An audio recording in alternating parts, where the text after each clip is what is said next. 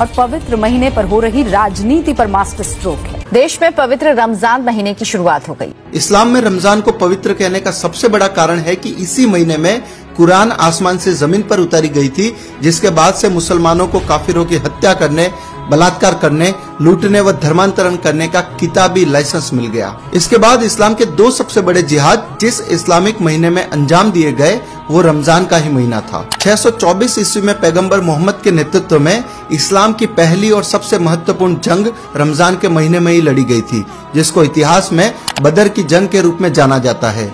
इसी जंग के बाद मक्का के सबसे ताकतवर कुरैशी समुदाय को मुसलमान बनाया गया था। रमजान के महीने में ही 629-630 ईस्वी में मुसलमानों ने मक्का पर हमला करके उस पर विजय प्राप्त की थी और वहां के प्रमुख लोगों की हत्या करके वहां रह रहे काफिरों को इस्लाम कबूलवाया था। भारत के इतिहास पर भी गौर करें तो पाकिस्तान बनाने का सबसे बड़ा जिहाद 1946 ईस्वी में रमजान के महीने में ही छेड़ा गया था, जिसको डायरेक्ट एक्शन डे के रूप में जाना जाता है। 16 अगस्त 1946 रमजान के 70वें दिन कलकत्ता के हर मुसलमान तक एक पर्चा बांटा गया, जिसमें रमजान के महीने का हवाला देकर भारत में हिंदुओं के कत्लेआम की घोषणा की गई थी। उस पर्चे में लिखा गया था कि हम लोग रमजान के महीने में जिहाद शुरू करने जा रहे हैं। अल्लाह की मर्जी से हम हिंदुस्तान को दुनिया का सबसे बड़ा इस्लामिक मुल्क बनाने में कामयाब होंगे। ए काफिर, तुम्हारी सजा का वक्त आ गया है, अब कत्लेआम होगा। हम हाथ में तलवार लेकर फक्र के साथ तुम पर जीत हासिल करेंगे। डायरेक्ट एक्शन डे कयामत का दिन होगा। आपको जानकर आश्चर्य होगा कि वह पर्चा किसी मौलवी ने नहीं बल्कि कलकत्ता के मेयर सैयद मोहम्मद उस्मान ने छपवाए थे और उस समय के हिंदुस्तानी मुसलमानों के प्रमुख अखबार डॉन के पहले पन्ने पर भी इसी पर्चे का एक विज्ञापन छापा गया था। उसके बाद जो हुआ उसमें अकेले कलकत्ता शहर में पहले 15 मिनट में 300 हिंदू और अगले 72 घंटों में लगभग 6000 हिंदू मार दिए गए।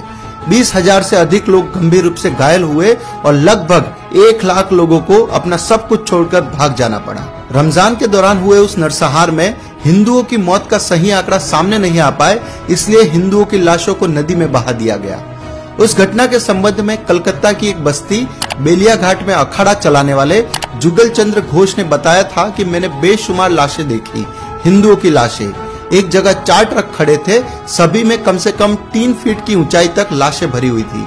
गुड़ की बोरियों की तरह वो ट्रकों पर लदे पड़े थे और उनसे खून टपक रहा था। वह सभी लाशें हिंदुओं की ही थी। महीना रमजान का था और कत्लेआम करने वाले मुसलमान थे।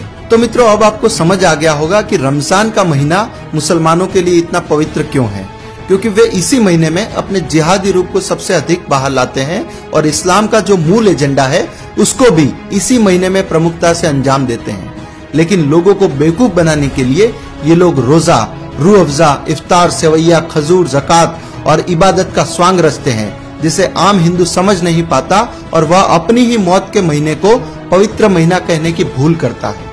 लेकिन आज के इस वीडियो के बाद कम से कम हिंदू समाज को तो रमजान को पवित्र कहना बंद कर देना चाहिए और रमजान की सो कॉल्ड पवित्रता का जो सच इस वीडियो में बताया गया है